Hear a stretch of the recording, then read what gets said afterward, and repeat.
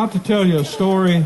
It's an amazing story, and actually it's a true story. It's about a ship that wrecked in this area about 250 years ago, right out there on Dog Island. And on those shores, it was a tragic thing.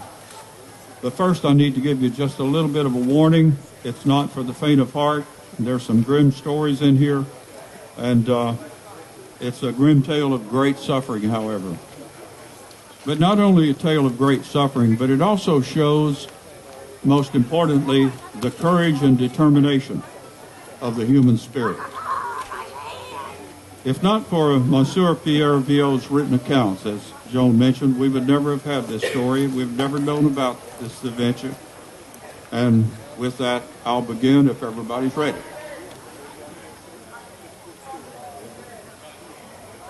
Let me get my spectacles on here.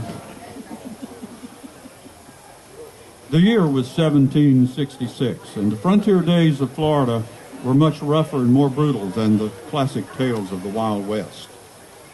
This coastline and deep forest could provide a way of life, but it was often harsh and unpredictable. Anyone unfortunate enough to be stranded in our coastal wilderness and its hostility was going to be in trouble if they did not know how to survive.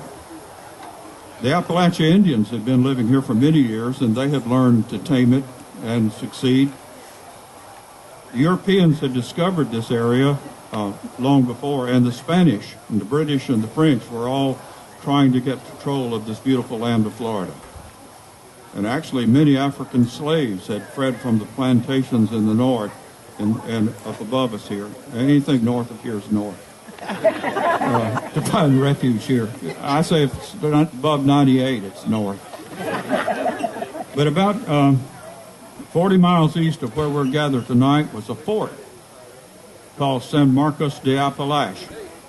It had been built by the Spanish in the 1670s, and today we know it as St. Mark's, where some of the ruins of the old fort can still be seen.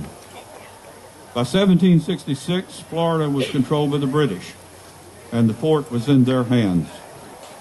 And our story begins tonight down in the Caribbean, on the beautiful island of Haiti, at the home of Monsieur La Couture.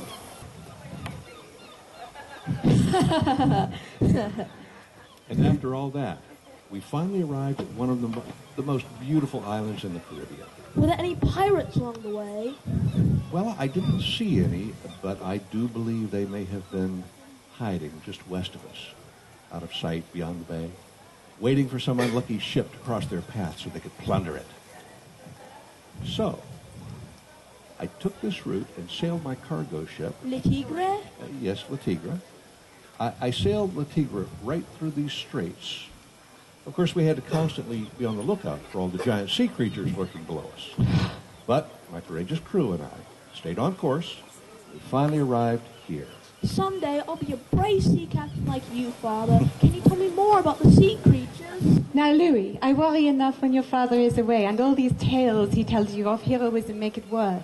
Have you finished your chores yet? Almost, Mama. You know, I've been thinking about this trip to New Orleans that you have planned. And still planning. Well, you know, I have family there. I do. And you know how dearly I have missed them. Yes, and? Well, I believe your son and I would very much like to accompany you on this voyage. Now, my dear, you know that... Oh, yes, Papa. Please say we'll take us with you. Settle down. Settle down. You know, there's still plans to be made and much work to be done here before I can make such a decision. I'm 14 years old, Father, almost a man. I can help you. You know I can. Yes, and a fine young man you are becoming. But your mother needs your help, too.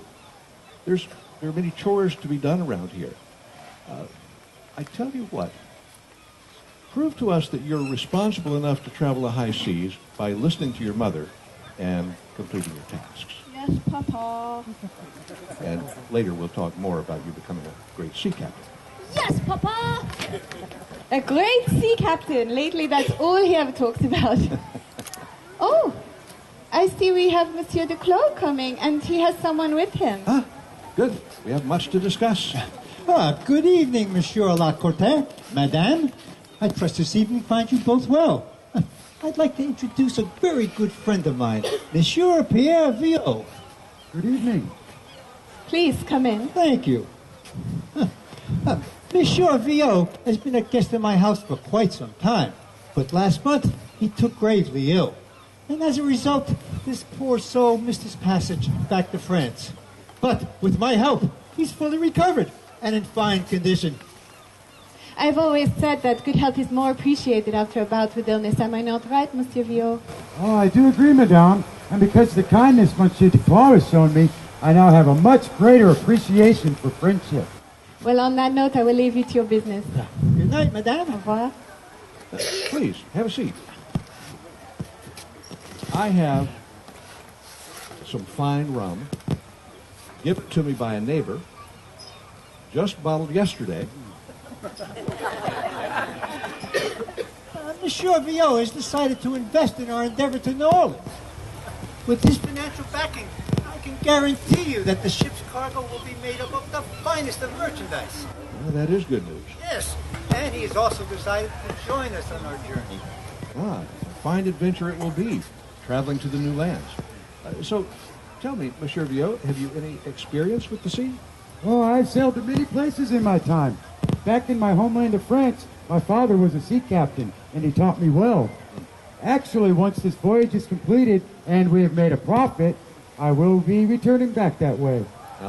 It is always nice to return to the welcoming and open arms of our French heritage and traditions. I must say it is a place I have missed dearly. Yes, well, I suppose we all miss France from time to time.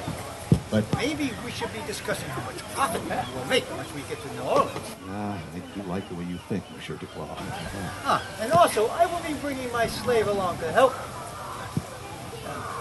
You will find that he will be quite useful for tedious chores, and he has a very strong back.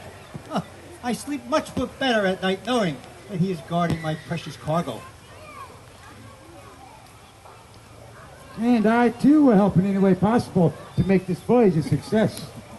And a success it will be. I, too, am bringing precious cargo. I've decided that my family will accompany us on our journeys. My wife has family in New Orleans that she longs to see and constantly reminds me of. She can be of strong will. So to keep my humble home peaceful, I've decided it would be wise to comply with her wishes. But before we get into the details of cargo pricing, I believe that a toast would be in order. Here's to safe passage with great rewards. Salute. On the second day of